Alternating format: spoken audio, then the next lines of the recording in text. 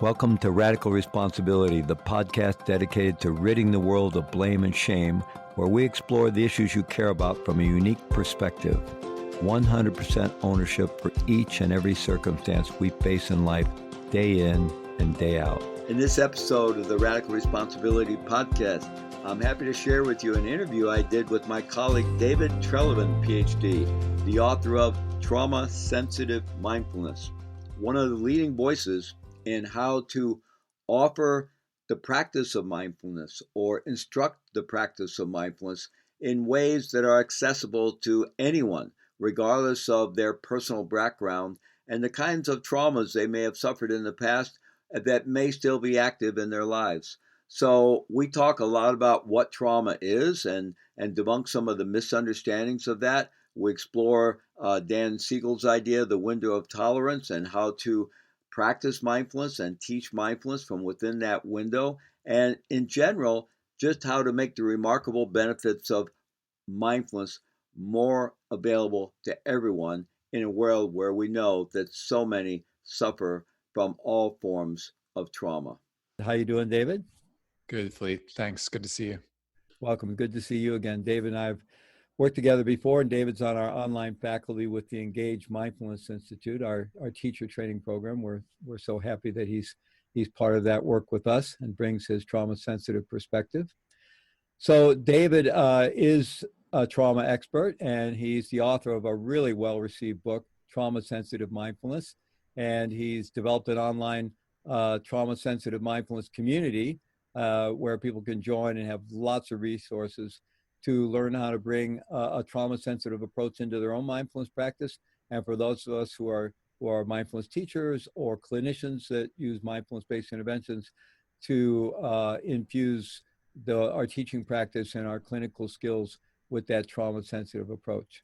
So it's really important work and so needed in today's world. And, you know, obviously right now, we're going through this COVID-19 global pandemic, and it's hard to imagine a much more traumatic. I mean, there are more traumatic situations. Depends on where you are. If you're immediately impacted right now, your family, it's an extremely traumatic, and it's traumatic for all of us. And you know, in the background of that, one of the reasons it inspired this Global Resilience Summit is even in the background of that, we have the looming or already present climate emergency and just all the potential disruptions, economic, social, political, and so forth. And you know, we are living in very challenging times, and probably all human beings have always thought that, but I think these really are the most challenging times, and it's really pretty much off the charts right now. And you know, we will get to the other side of this particular pandemic, and but there's a danger and a risk that we could really come through pretty traumatized on the other end of it. So David, maybe we could just start off with talking about what is the relationship between trauma and resilience. Great. Yeah, I think, Fleet, it's such an important time, almost like the intersections of trauma, any kind of contemplative practice, call it mindfulness right now, but trauma, mindfulness, and resilience, that you're having this summit seems like a really important moment to be talking about resilience and not talking about resilience as any kind of skip over or blowing sunshine or just trying to make nice here. That, you know, from your framing right there, it's immediately like, how is resilience going to support us all, given the different amounts of stress that we're under? And I really appreciate that you named it's a traumatic time, and then it's going to be impacting people and communities in such different ways. So we could talk about prison populations, even just talk about families who are in a certain level of quarantine and isolation. There's just such a random, as I've seen this last couple of weeks, very wide spectrum of how people are being impacted, including people who have had traumatic experiences around isolation and are finding themselves in an environment where, wow, it's like I can't reach out, I feel isolated. So just as a caveat, I think it's a great time to be talking about resilience. And I think of resilience as, you know, as you're just saying, our ability to bounce back from adversity and difficult experiences. And I'm curious about you. It's a very interesting moment around time, where what does it mean to be faced with a threat that for some is right here on their doorstep, or they're being impacted right now. And then we also are being told that, a week, 2 weeks, 3 weeks out, that we could be also experiencing ongoing waves of traumatic stress. So I think it's a very unique time for all of us in the different communities that we're in about how do we do well by this moment. And I think resilience, as we're going to be talking about here, is a really important practice that we should all have, especially if we're doing contemplative practice. Well, from a scientific perspective, it would be very useful if we had some studies going on right now to track how we're all moving through this together. You mentioned that question of time because, and I'm sure we'll talk about various forms of trauma and with secondary trauma. Yeah. We're all hearing the news. Every time we hear the news, our brain is very much going, that could have been me, or that could be me, or maybe that's going to be me. Yeah. So we're all getting that, neurobiological reaction, neurochemical reaction to whatever degree, as if we're right in it. And, then there is the way the news is unfolding and where it is in relation to where we're located. And, as you mentioned before, I mean, the most vulnerable among us are always the most immediately and the first impacted. And that's extremely true on all kinds of levels. And at the same time, one of the interesting things is that this virus really isn't respecting any boundaries, even boundaries of privilege. Isn't that true? So, uh, we're all really experiencing this, and it's really interesting to see how that works in terms of our exposure to traumatic stress. Absolutely. And I think actually that could be a good way in here to talk about trauma and resilience, when we were just talking about our tendency to be focusing on, for example, threat, that we have this, as so many people will know here, we're hardwired to have a negativity bias, to really focus on what's threatening.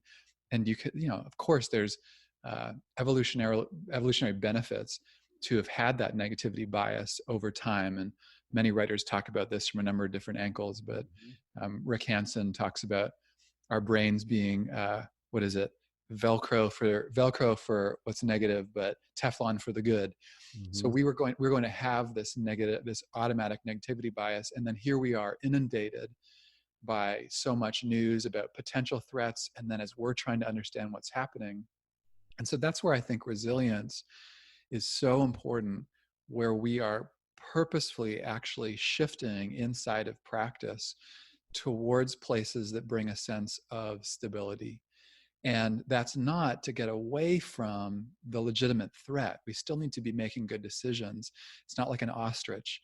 But resilience, as I see it, and resilience practices are a way to support our inner resources, to help buoy us in times of difficulty. But actually, Fleet, as I see it, and as I learned more about resilience, it's actually to build our capacity to be with difficulty. It's actually increasing what I talk about as the window of tolerance, of, as Dan Siegel talks about, which I'd love to get into with you here. It's increasing our capacity to be with difficulty, whether an individual or a community, which is going to be huge going forward, not just right now, but for the months and years to come. Well, just to highlight, in light of that, and you mentioned the negativity bias. So yes, we're set up in evolutionary terms, and it makes sense to focus on threat first, because job one for any species is survival. Right. And the problem is that all of our experiences of danger and threat, any kind of negativity, goes right into long-term memory, whereas positive experiences don't even go into long-term memory unless we really hold them, which is why Rick Hansen talks about savoring the good, right? Yep. And so what that does is it develops what's sometimes called implicit memory, where we then have a tendency to spin things to the negative, right? And to be overly sensitive. So coming out of this, whatever we're going to go through individually and collectively with this pandemic could set us up to really be really oversensitized and really fearful and really manipulatable, if that's a word, by demagogues and so forth. Or if we can build the experience of resilience into our implicit memory, that sense that somehow we can handle this, or we got through this, or I can do this, or we can do this together. Absolutely. And I think that's where mindfulness practice, that ability to know what's happening when it's happening, will be so key for those of us that have a practice that we can lean into. Fantastic, knowing that our attention will be pulled and drawn, as you're saying, to these more adverse or threatening experiences. And then for people that are newer to practice, how to be offering practice in a way to them that's supporting their they need the skills, and how to do that in a way that's going to support them in this particular moment. I think resilience is a great way into that.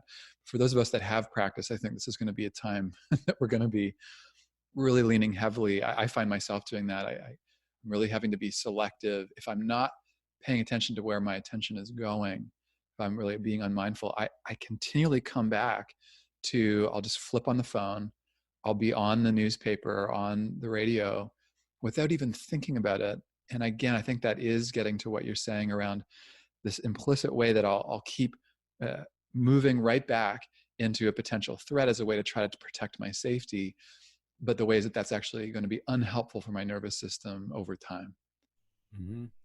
Yeah, I think it's very helpful that we all understand that essentially our nervous system, and it's good that we have this because it keeps us alive. It's allowed our species to survive up till now, and but our nervous system is continually scanning for threat all the time. Right. And so we have that sensitization, and that's great. But if it's on overdrive, it keeps us in a state of chronic stress and anxiety. So unless we proactively do things to consciously sort of override that and have an appropriate relationship with at least relative safety or relative being resourced when we are. I mean, if we're living all the time with our brain, somewhere in the back of our brain going, I'm going to die, it's extremely unhealthy for us. And in fact, we're not at immediate risk most of the time. So maybe could you, just before we go further, and we're going to ask you to lead a short practice towards the end of our conversation, but could you just kind of define what you mean by trauma-sensitive mindfulness? Since Yeah. mindfulness is one tool that we can all use to become more resilient. Yes. Yeah, absolutely. So it's this is one of this is the third or fourth conversation I've had recently about, well, why would mindfulness need to be trauma sensitive at this point? And if people are watching this, they'll know how powerful attention can be and how useful mindfulness can be. And that when it comes to certain levels of stress, over attending, as we will tend to do, to what I'd call traumatic stimuli or extreme adversity can actually end up creating more problems than it would otherwise. So it's both this tricky spot of we both need mindfulness, and then we need to be very discerning about how we're using the power of attention, especially if we're teaching it to others. So to answer your question around defining trauma-sensitive mindfulness, there's a 4R definition that comes from the National Center for Trauma-Informed Care Mm-hmm. that I've been incorporating. I find really helpful. And it goes like this. It's realizing the widespread impact of trauma, recognizing traumatic symptoms, responding effectively, and actively avoiding re-traumatization. So for those of us that are practicing mindfulness in a trauma-sensitive way, we've done enough work to know trauma's around us. We know the prevalence rates, and we can recognize symptoms both in ourselves or in others, and then respond effectively, which you and I have talked about. But there are modifications that we can make to basic practices, basic contemplative practices, that can help us respond when we are out of our window, which we could talk about. And then behind this all is the commitment that we're doing no harm, that as a base, as a foundation to our own practice, we're making sure that if we're challenged, if we're stretched beyond our capacity, we're not just doubling down, we're not just white knuckling our way through a practice, whether it's for ourselves or whether we're offering the practice to others. That's a basic trauma sensitive framework, is that we're sensitive to the needs people can have around trauma. And you know this, but it's not to baby people. It's not to coddle them. It's not to walk on eggshells or say, oh, we all just need to be comfortable. Actually, it's just acknowledging trauma exists and how can we move skillfully with it, with everything that we know right now around how trauma impacts the brain and the body. Yeah, I'm really glad that you made that point, and I'm familiar with that in your work. There is a lot of trauma in the world, and many of us have experienced a lot of trauma, and some of us a lot more than others, and Mm-hmm. and sadly, some of that is caused by systemic and structural issues of racism and all kinds of injustice, and but this is not about helping us become fragile. It's actually about how in a safe way can we become more resilient. in order to be able to handle our lives. And clearly, this is a time when it would seem that as human beings on this planet, we actually need to become a bit stronger and more resilient, because things are really challenging, and it doesn't look like they're going to get any easier anytime soon. Exactly. And then that gets to a core definition around resilience, this ability to bounce back from adversity, kind of like moss, that we're tamped down. And I think we are in a moment individually and then collectively of a lot of pressure being tamped down. And then what's going to support us? What are the practices that will support us to bounce back? So I agree with you. I think it's a really important time to be not talking about fragility, or that we're actually I don't know about you, but just seeing the incredible resilience and ability to actually adapt. So many communities I see right now, whether it's online or otherwise, this resilient ability to just be present with what's happening and then adapt and move. And that we're not, I was reading this article, and I forget the author, on humans being anti-fragile, that we're actually, even though there can be breaking points for us, like a lamp, if a lamp breaks and falls, it's fragile, it's broken. But with humans under a certain amount of pressure, that's where we grow, that's where we thrive. And all the conversations we could have about kids and helicopter parenting, and Mm-hmm. this way that actually the kids need this adversity to actually grow and thrive. And how do we find the sweet spot with trauma to say, yes, we're under that pressure. Let's acknowledge some people are going to need some help right now. And then knowing, yeah, we aren't fragile. Actually, we can grow through this, and we will. So that's why I think this Resilience Summit is just well timed that we're having this conversation. Yeah, actually, I've been really paying attention. I'm sure you have, kind of in the mainstream mindfulness community and other related communities related to risk, contemplative traditions and yoga, and not exclusively so, but that particular world seems to be responding really well and really proactively in terms of supporting their communities, moving their programs online, adapting to the present situation. And I'm sure that's happening in lots of other sectors as well. But there does seem to be something of having that ground of a contemplative practice of mindfulness, some kind of mind training, some kind of reflective practice, some kind of reflective awareness seems to set us up to be able to respond better to these situations. Why don't we Absolutely. go ahead and talk about, you brought it up, what Dan Siegel calls the window of tolerance. Great. I Yeah. often like to call it the zone of resilience. It's really the same phenomena. And it seems really important right now because we're all going to be making a lot of tough decisions. I mean, I don't know about you, my biggest decision right now with my fiance, Sophie, who I'm hunkered down with here in Western Massachusetts, is whether to try to get food delivered online and deal with whatever we think about the supply chain and the packaging and however that might work, or risk going out to our local natural food co-op, which is doing a really good job of keeping its place safe. But that seems to be the high risk decision we're making all the time. Yeah. And I don't mean to make light of that because we're all faced with this, but so in order to be able to, have access to our a good judgment, experience, our compassion, our wisdom, we need to be within that window of tolerance or that zone of resilience. Yeah. I think that's a great point about all of us, anyone listening right now can, if the window is new, I think can be in reflection based on what you just said about what's the experience of being in one's window and being out. And I think we're all going through different experiences of that right now. And one thing I appreciate about Dan Siegel, when he talked about the window of tolerance, was talking around systems, and that every system will have a window of tolerance. Mm-hmm. Both we'll probably talk here about the nervous system, but then a family system will also have a window. And you could also talk about different institutions, even like prison industrial complex, and what prisons, the pressure that prisons are under right now. What's the window of a prison? How can we support that? Well, you could So talk about our healthcare system, which is way outside its window of tolerance right now. absolutely. And the fact that I believe, we were coming into this moment already with a lot of collective pressure and polarization happening around the window. I think there was a very narrow window collectively happening. And then here is an intense pandemic that comes in and then pushes this out. So I think there's so many angles we could talk, but why don't we talk then about individual trauma and then tie this into Yeah. resilience here? Mm-hmm. So as you said, this window is a place that when we're in our window, and this has been mapped quite well with people like Pat Ogden and a number of occupational therapists are one of the first people to map this window onto trauma and our physiology. And what Ogden said was, when we're in our window, as you're saying, we're more regulated. We often feel more of a sense of choice and agency, easier to connect to ourselves and others. And then out of the window, maybe that's too much energy, hypervigilance, or on the bottom end, we're out of our window on the bottom, we're foggy, dissociated. That's really common with trauma.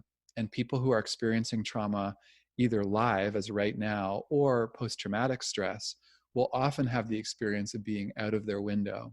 So I think it's a really helpful frame for all of us to be in any given moment. Like, where are we in our window, and what practices are going to support us coming back into our window?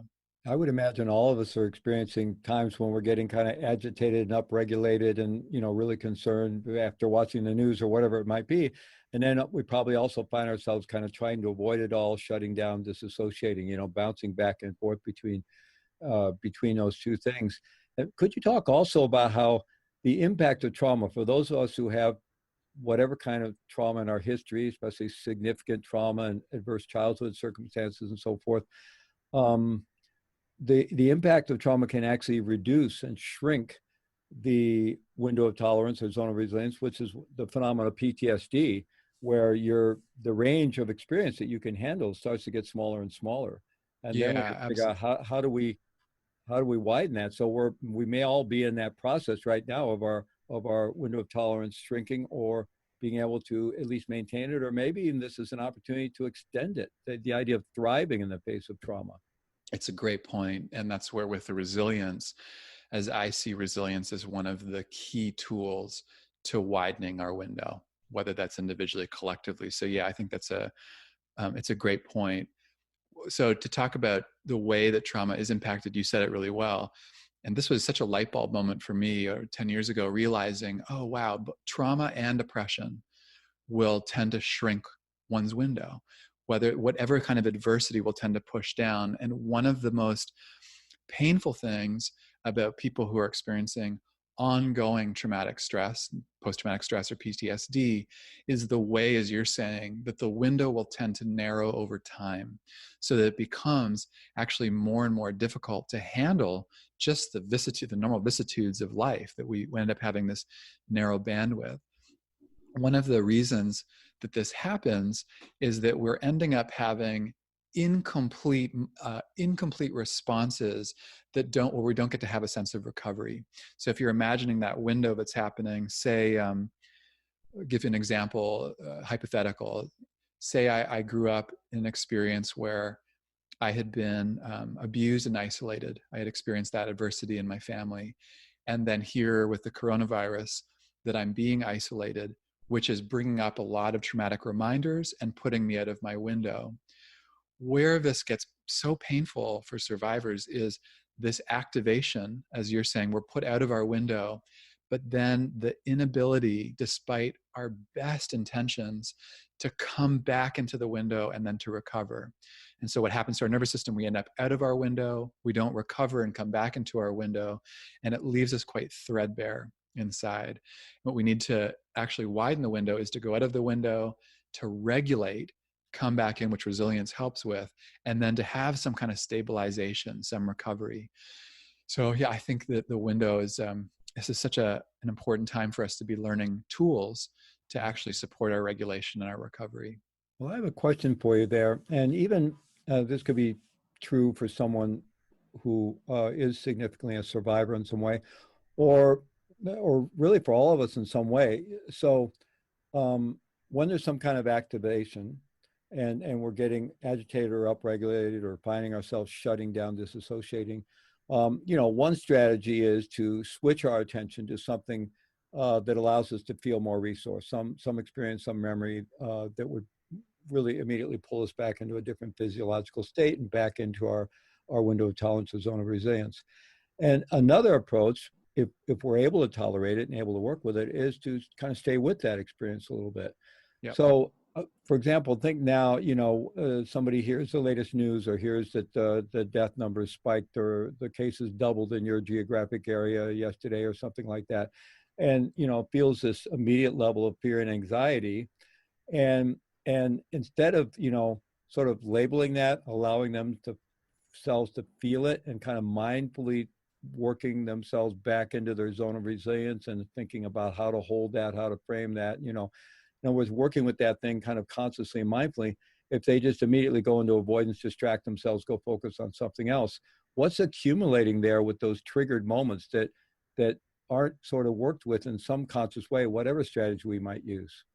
Yeah, this gets so to the core, I think, of the issue here around trauma-sensitive mindfulness, or trauma, mindfulness, and resilience, really, is how do we know when to, one of the ways I've heard this talked about, we'll get back to actually Rick Hansen here. Rick talks about being with and working with. Mm-hmm. So where are the moments where actually we want to bring our capacity to simply be with our experience in a non-judgmental way? And where are times where we will purposefully nudge our experience in a different direction and Mm-hmm. say, in this Exactly. example, I mean, the number of friends, myself included, who've been watching a lot of shows. And I think there are times where that's actually a very resilient move to make. And then there's times where actually the distraction, right, as you just said it so well, where am I just sweeping something under the rug and actually not allowing my nervous system to process through the stress, which is creating a higher allostatic load over time. So I think, Fleet, you're hitting right on it, is, and I don't think there's, in my experience, there's not a textbook answer, as much as we need to stay as present as possible and then ask ourselves, I believe, that question: what is going to be in service right now of that zone of resilience? Is Mm-hmm. it, I actually have, I have the space and I have the muscle here. I have the capacity to actually just be with this fear, maybe even this terror. Or, you know what, this is actually going to be too much for me right now. Let me back off. Let me take a walk for 10 minutes and then come back and be with this. But I think that tension needs to be there Mm-hmm. the whole time. And if we go too far into one, we run into some trouble, I think. Well, even if we could simply acknowledge it, perhaps like something comes up and we can just not, wow, I'm feeling pretty anxious and fearful here. Uh, what am I needing right now? And then maybe, one of my go-to with my fiance, our go-to right now is Trevor Noah. Get Yeah. a Oh, lot of yeah. Totally. comic relief with Trevor Noah, Yeah. and things like that. Or, maybe, okay, I'm going to explore this a little bit. But either one of those options is better than just a kind of automaticity where we Yes. just react. We just get triggered into some coping mechanism that's fairly mindless and unconscious, which is normal. I mean, whatever we do, I think, needs to be grounded in a tremendous level of self-compassion to begin with. Absolutely. And that's where, again, with folks who have practiced mindfulness at all, that ability to know, was this just a reflexive move? And of course we'll do that. I've also been watching Trevor Noah, and I'll notice sometimes 10 minutes in, I didn't take a moment to say, is this actually going to best serve? And of course it will be automatic. And as you said, the self-compassion in this particular moment. But the more that we can know what's happening in the moment that it's happening, I just think the more skillful we can be about making those decisions about what will serve, whether it's us or our family or our partner, what's going to actually serve. Mm-hmm. So that's where the window, I don't know if we could go further with the window, but I think just one more thing to say is to Mm-hmm. acknowledge the compassion piece, that there is tremendous adversity right now, that we're in a moment that the collective window is more narrow. And so for those of us who, I think, bravely are actually doing the work of contemplative practice and turning towards this stress and adversity, how can we work skillfully with our window? Because that will actually support and regulate other people. When we go out into I had the Mm-hmm. experience of doing one shopping, and I thought, the more in my zone of resilience or window that I could be, I think the more that I can touch others and be like, hey, we're in this together, sense of community here. So I think I want us all to be compassionate inside of that window. Yeah, I really want to explore that further with you and the kind of community building your work you're doing online and so forth. But first, could you give us some, I mean, many of our audience here, our wonderful audiences for the summit, will already have a contemplative practice, but hopefully some will not, and this will be Great. new for them. And maybe as a result, they'll embrace some kind of mind-body practices, resilient practices, and reflective practices, and so on. So what are some of the signs that any of us could recognize when I'm starting to get triggered out of my window of tolerance or zone of resilience? Either I'm starting to go into hyper arousal, getting agitated, or I'm starting to shut down, which might even be harder to recognize in some cases. into what's called hypoarousal, right? Really shutting down or just, so what might be some practical signs that we could all be kind of paying attention to? And maybe even, we might even recognize them when we find ourselves coping with the fact that we're kind of triggered, and recognize whatever that coping thing we might be getting into in a reactive way. Yeah, absolutely. It's so helpful to know those markers. It actually makes me think that if anyone is newer to practice here and is taking on that exploration of what are the signs, I would encourage you and encourage all of us to remember that that leaving one's window is just a deeply wired strategy, but it's actually so intelligent for us that it's not a problem. And I know sometimes I can start to orient to hyper or hypo arousal as a problem. Right. I want to encourage everyone, as you're saying, to remember there's a good reason behind this, given the window being shrunk collectively and the pressure we're facing. And then for all of us to get to be curious with this question of what are the signs for me that would start to help me know that I might be approaching the edges of my window. Um, Again, not to make that a problem, but more just to notice it and then say, okay, cool, what do I need next? Mm-hmm. So, the most common metaphor that I've seen here is around the accelerator and the brake of the Mm-hmm. nervous system. So when we're in this hyper arousal, this top range of our window, it's like the accelerator slammed to the floor. So for any of us, we could reflect on, well, what tells me that my physiological arousal is sort of getting up there to my window? I know for me, my heart starts to race. I can feel my pupils very just kind of scanning the room. For some people, they might experience some sweating, intrusive thoughts, a level of a kind of high level vibration, and that's my experience in the mind, where the thoughts are just streaming in. They're not wanted. They're coming more rapidly than others. Mm-hmm. And then on the lower end with hypoarousal, it's like a feeling of being foggy, shut down, numb, disconnected, maybe dissociated. Mm-hmm. So again, I'm curious how you instruct folks, but I see it as the more you can be curious about when the accelerator or the brake is a little bit too strong, and it'll be different for all of us, that we can be curious for our subjective experience and then start to note them for ourselves so that we can go forward with that information. Yeah, I think that's exactly it, and that's very practical information. But I think all of us probably kind of know instinctually and through our own experience when we're not at our best, right? And when we're Yeah. having a bad day, and some of the things that, we didn't sleep well, or that, or maybe we indulged too much in this or that, and then we're kind of more triggerable. We're off our game, right? So we know the signs of when we're not in our zone, right? And in the zones, sometimes I think it's a confusion around thinking our window of tolerance or zone of resilience is that happy place. Actually, it can it's nice to have a happy place and know how to find it, but really the zone of resilience can include the full range of human emotion.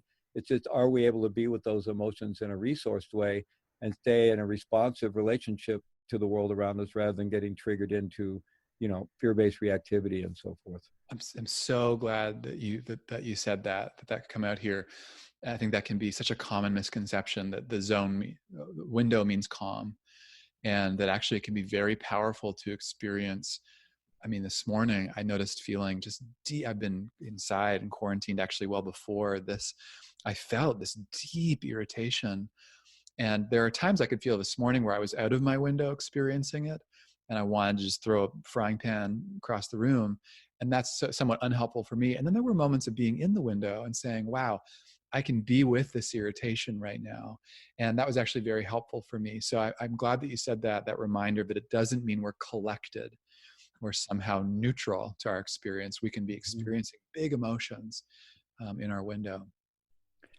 Great. And, I think also there's a distinction between, and we talked about this a little bit before, for those of us who have a somewhat mature contemplative practice or mind-body practice or mindfulness practice, there can be a lot of value at times of being with those experiences, of being outside our window or outside the zone. There's a lot of learning there. And, but we have to be honest about our capabilities and not recklessly push ourselves into unresourced states. But but there's also very much times when we simply need to use tools to down-regulate or up-regulate, right? If with that, the accelerator and the brake idea. So I know you'll lead us through a practice later on when we're getting too upregulated. There are simple tools we can use to reground and come back, or even if we find ourselves shutting down, there's ways to kind of stimulate our energy again and get ourselves back into the zone. Absolutely. And then where I think it's so useful, as we've cultivated more mindfulness, that ability to, again, to have a sustained level of awareness of our experience, then we can notice when we're out of our window, which is, I think, a huge asset for us in a moment like this, especially during a time of isolation and quarantine. So, I happen to be living solo right now, but of friends that I've been talking to, they say, it's so useful for me to get to go to my fill in the blank, my partner, my family, and to say, I'm noticing that I'm at the edges of my window right now. Just that acknowledgement of what's happening, I think, can be very useful. And then a family or a group can actually then make some strategic decisions about what will be supportive of that person's window or the family. A good friend of mine said yesterday they noticed that they were having a day of just being kind of upregulated and out of their window. And they went to their partner, and I think this gets to resilience, is they said, I'm just having this day of feeling really agitated. I'm struggling to come back down into my own zone of resilience. Would you mind just sitting with me for the next 10 minutes? If we could just hang out. We don't even need to talk, but if I just got to sit with you quietly, that's really going to support me. So what are the decisions we make once we know that we're out of our window? Maybe that's where we'll go here, but having multiple tools that we can use to support our window, I think is huge right now. Absolutely. I'd love to move into the kind of relational piece. I'm hunkered down here with my fiance Sophie, and we're really supporting each other. And there's just moments every day throughout the day where one of us starts to get, a bit, and the other one will support them. Or it's, we're both going like this, but we're there and we have the ability to support each other in that way. I don't think we found a moment when we're both up here at the same time. Good. That's good. I still think we would have the tools to help. Okay, recognize we're both up here. We need to we need to do something, right? But in the relational space, so with this whole shelter in place phenomena that's going on now, um, fortunately with Engage Mindfulness Institute, we've been doing online work for so long. We were really a little bit ahead of the curve, but we also do a lot of live work, and we've had to move all that online, a lot of in-person work. And I know you've had this trauma-sensitive mindfulness community going for a while now, and it's primarily online. I know you go around, give live seminars and so forth, but I'm curious as to what's happening in your community and what you understand about how we can create resilience together online. Absolutely. It's such a live question for so many right now. And then I think having a very honest conversation about the pros and cons of each, and where are we able to leverage this online platform right now to build this sense of resilience and community. One thing that's I've learned about trauma that's so important is, without getting into all the details of it, that within the window of tolerance, we can access what's known as our social engagement system. And this is where it's most easy to connect with others, connect with ourselves, and also just to take in love and care from others. As everyone will know, it's harder when you're out of your window to feel someone's care. We're often just more dysregulated. So social engagement system is something that helps us, but we often need to feel a certain level of safety and security to also access our social engagement system. So I think, Fleet, that the way here is to two things. One, for people to just be honest with themselves about their window in a moment, and whether their connection with others is helpful. There's times where we might need to have a little bit of solitary time if that's possible. And there's other times where even just seeing your face here, I noticed that it had me feel pretty calm. And it was really helpful for me to support my window. So one, just to be honest with ourselves about where are we in our window. But I do think that us using this platform is going to be key going forward. And there is research that tells us that just us tracking our little facial movements of me getting to attune with you, I see you blink, I see you nod, these little moments of attunement, of actually being able to connect, will support the social engagement system and thereby actually helping us feel more safe and stable. So there's a nice reciprocal arrangement, but I do think we need to be honest and not just assume that, hey, if we're all online, that's going to help us all be in our window. I think it needs to be a little nuanced. But I'd No. encourage everyone to be finding those people that help. Yeah, absolutely. Before this, many of us were very concerned that the whole online social media, world, digital universe was actually eroding relationships Right. and connection. And, that, what you were calling it, our um, Engagement. a social engagement system, Yeah. the Facebook version or the Twitter version of social engagement system may not really be what creates connection and resilience, even though certainly it has value. But it's been eroding. And in fact, I think some might argue that the whole mass movement to being online and to, Twitter and the way young people communicate these days, and a lack of, face-to-face close personal connection in our lives, and the level of isolation that brings on, that all that is some kind of collective response to collective trauma, individual and Yes. collective trauma. But now we find ourselves in a place where maybe there's some value in this, and maybe we can find ways to turn this around and bring some kind of consciousness to it and value to it. I was doing a lot of not I guess doing a product placement here, but a lot of stuff on Zoom. I use other things, other platforms as Yeah. well. Yeah. But I was using that so much. Sometimes I joke I'm living on Zoom these days. That was before the pandemic, and now I'm really living on Zoom. And the other Right. morning, I actually had the thought, just coming out of my meditation practice in the morning, I should reach out to my family and set up a Zoom call. I have a brother and three younger sisters, and they live in the Midwest. And so I reached out to them. I said, let's do a Zoom call with the five of us, the siblings and our spouses. And they said, okay, great. They were, some of them were more or less familiar with the technology, but we set up, we did it. And everybody was, wow, this is great, because previously, they all live in the same city. I'm the black sheep that moved away, but Right. Right. we stay in touch with a little email, a lot of texting, and it's good to be in touch, but it's not the same as actually sitting there and being able to see each other.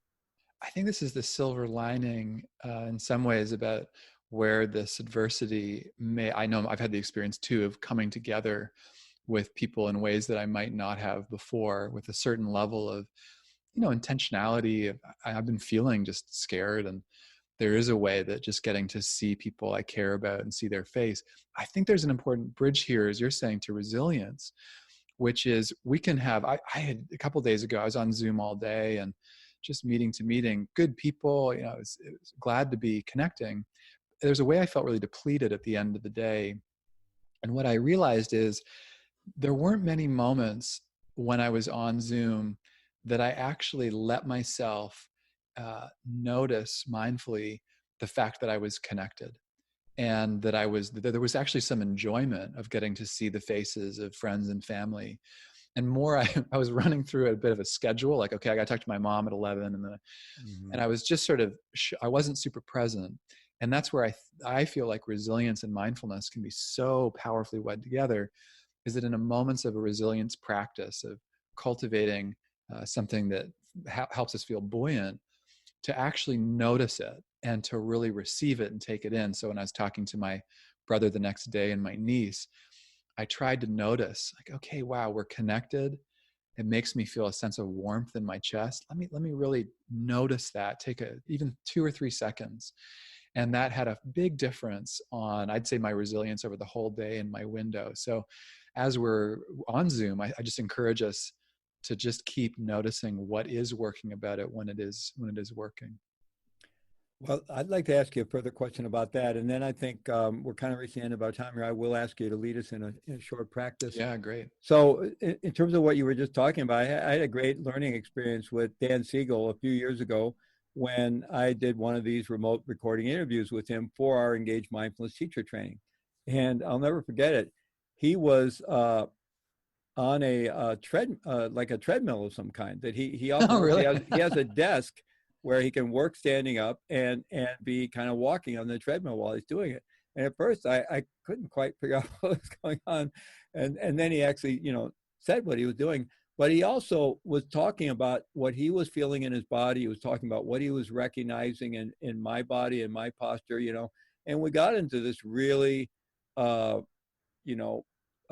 tuned in Zoom conversation with each other where, both really embodied and both tuned into each other's, signals in terms of posture and eye gaze and facial expression and so forth, and really got into this beautiful connected zone together. So I think that's entirely possible. But the question I have is, my sense from my own experience, as well as I think the current science bears this out, that the more awake we are, right? The more present we are, the more time we spend in the present moment, and the more deeply embodied we become. Like not just sort of observing our body kind of at a distance, right? But actually dropping into the body and feeling the body directly all the way down to the bones, activating what we call interoception or interoceptive awareness. And so being deeply embodied and being awake, that we actually absorb less trauma than we would otherwise. Because as you know, the two types of secondary trauma, one is that, we hear about stuff, which we're all experiencing right now, but also being around people that have a lot of trauma in their nervous system, which is a major issue in the work I do in corrections and, the criminal justice field, and work with both prisoners and guards because they're constantly re-traumatizing each other. So could you say something about the way that trauma will embed in us when we're not so conscious, not so mindful, not very embodied, versus if that's less, if we can ameliorate the impact of being in traumatic situations like we are now by being more embodied and more present? Mm-hmm. There's so many pieces we could talk about this, like what are the factors or resilient factors that enable us to not be traumatized in a moment. And I've been thinking about this with this wave coming in many ways for many different communities here. What can be uh, what can be put in place for us knowing this wave is coming? One of the pieces being research tells us that trauma will be more entrenched over time, the more of a sense of helplessness that we feel, and often isolation. So the more that we can be connected to ourselves, and especially to others in that moment, that will be key.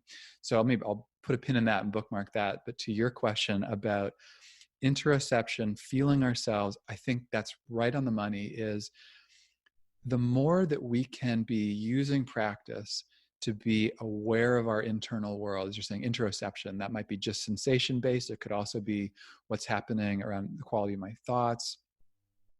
The more that we're tracking what's happening for us, as Dan was on the treadmill, the more regulated we can be, and the more, I believe, the more useful we can be in relationship with others without leaving ourselves. And as you're saying, that's where we become more vulnerable to actually experiencing secondary trauma. We lose a sense of connection with ourselves. We might become overwhelmed and flooded by someone else's experience. Whereas if I was more, for example, say we were having a really activating conversation right now, if I'm not on a treadmill, but if I was really dropped in, aware of where I am right now, the sensation of my body, I might notice a feeling of being flooded. I'm leaving my window. I might then make a request of you to say, hey, can we pause here for a moment before we move on? I can make different choices as opposed to you're overwhelmed, now I'm overwhelmed, and then we're both actually drowning. So I think there's something important about whatever metaphor you want to use, put your mask on before helping someone else, or having the life preserver. And I think we can do that effectively by, as this example with Dan Siegel, the more we're feeling ourselves, our interoception more tuned in, the more we can make effective decisions. Hey, Fleet, can I ask you one example of that? I've been Yeah, working. absolutely. Have you heard of this empathy dial? Empathy dial. I don't think so. Yeah, this was so I work with a woman named Babette Rothschild, and she's a trauma specialist down in LA who's been teaching on trauma for a long time. And she's often working with people right along what you're saying. She's not a mindfulness teacher, but she'll work with people who are really in close with people who are going through trauma. And Mm-hmm. what she talks about is we all have a dial for our empathy. And that especially if you're a very sensitive person who, as I imagine many people in the EMI community are, like who can really feel others, that there's a way that we can learn to modulate our empathy to take it from an 8 to a 4. For example, for me, it's like I feel my back, I feel my feet. That helps me actually turn down that kind of open empathy I can have. Mm-hmm. And what that's pointed out is people will still feel our presence. We don't need to be at an 8. to a 10 to support people. Actually, we need to be feeling ourselves at a 4, and then actually, be in it for the long haul with others. So that's been really helpful for me. That's a wonderful, wonderful tool. Absolutely. Because, we're all empathic and it's a critical human skill. The quality of our relationships depends on it. And of course, those of us who are involved in caregiving and teaching Oh, yeah. it can take us into that fork in the road of where we're hitting empathic distress. And if there's some transformative, resilient way of working with it, it actually can take us into further resilience and further compassion and thriving even, or it can take us into distress and burnout and so forth, and Absolutely. embedding further trauma. So being able to modulate or titrate that, I think, and so what you're saying is by, if we're going to be really present for another, we need to be really present for ourselves at the same time, being grounded, Absolutely. being in the body, reflective of our own needs and what's going on for us. And then from that place, in a self-resilient way, then offer whatever we can offer to someone else. Absolutely. And I think it feels like the pivot that's happening as the wave of this first wave around the pandemic is here. My experience is that people are starting to realize the impact of the quarantine, and then starting to make some decisions about this path going forward. And I think you're naming it. That's not selfish to be doing self work, and we still want to be of service, I think, to others. But finding that balance, I think, is going to be key going forward. Well, this is wonderful. We could keep this conversation going Yeah, for a yeah, yeah. long time. Um, I would like to invite you to offer, some kind of from your work, trauma sensitive mindfulness technique or resilience building practice. Anything you'd like to offer, some kind of brief practice that would that I'm sure we'll find very helpful. Yeah, no, thanks for the invitation. So the practice I'd like to offer here, given that we're in the domain here in this whole conversation around trauma, that we're really talking about survival strategies that we have in our psychobiology and how to work with them skillfully. And you said it, Fleet, right up front. I think beyond anything else right now, having a certain degree of compassion for ourselves and others is going to be key.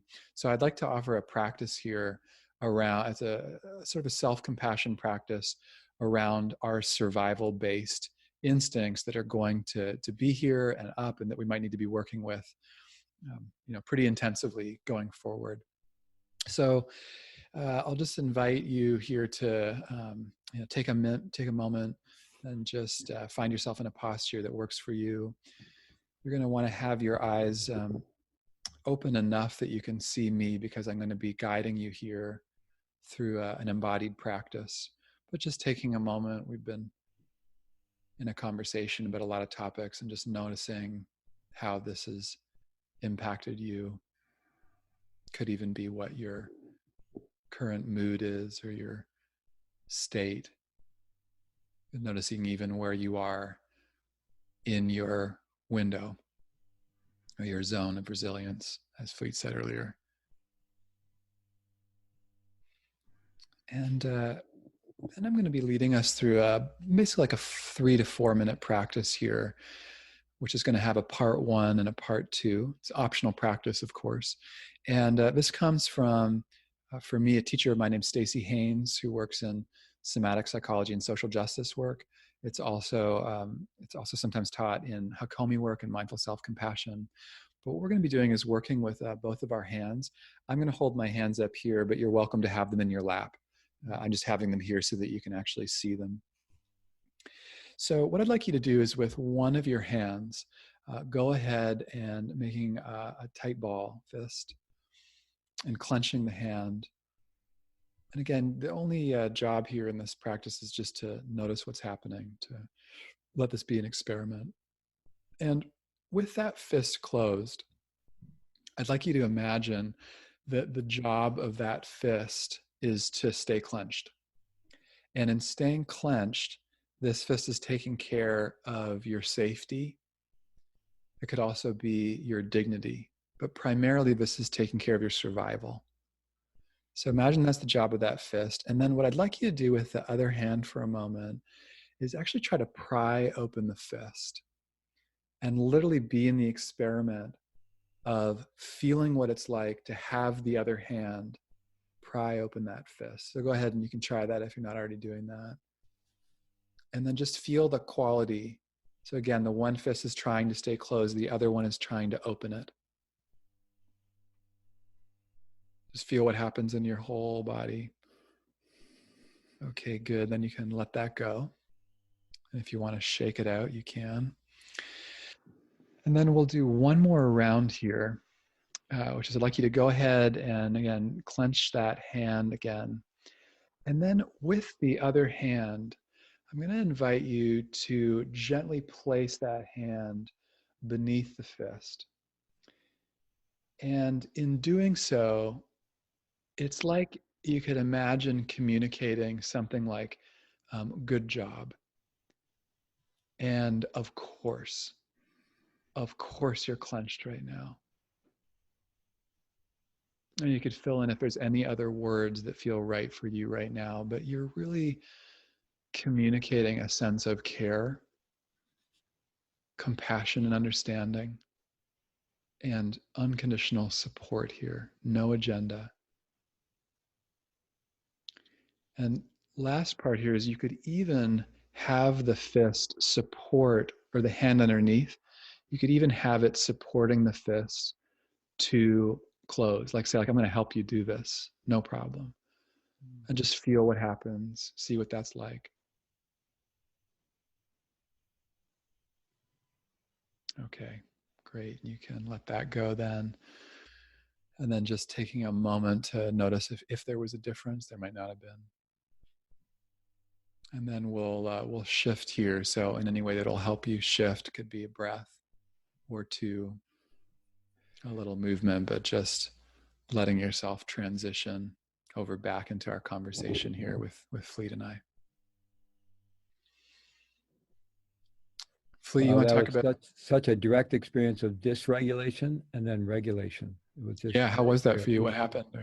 Well, initially when I was trying to pry it open, I started feeling a lot of tension and feeling physically, and even started feeling a bit emotionally dysregulated. And then with the opposite one, I just really started to relax into a kind of flow and a feeling of being well regulated. Mm-hmm. Yeah. I offer that as a resilience practice to support the window, support our regulation, and to do that in a way that it's not just conceptual. Like, it's one thing to talk about, it's one thing to talk about being compassionate to ourselves. And then it's another thing to really practice embodying, how do I respect these survival responses? Again, being hyper aroused, it makes a ton of sense right now. But how, I don't know about you, Fleet, but my first response when I'm anxious is to go, oh, God damn it. Why? I wish I was more calm. I wish my window was bigger. And how to slow down and go, yeah, of course you are. And I find I've been doing that in the morning sometimes, just to remind my body of what it's like to orient to myself in that way, or others. But it's not easy all the time. Yeah, we add the self-judgment. It just exacerbates the situation. Absolutely. So anything that can help us just take that breath and use some tool to, okay, what's needed here? Can I relax? And really that ground of self-compassion that you're referencing. Yeah. Absolutely. Thank you. Well, it's been wonderful, David. And people can find out more about your work at davidtreleaven.com.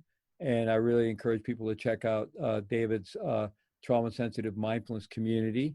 And so we all need to be, hooked into and part of community.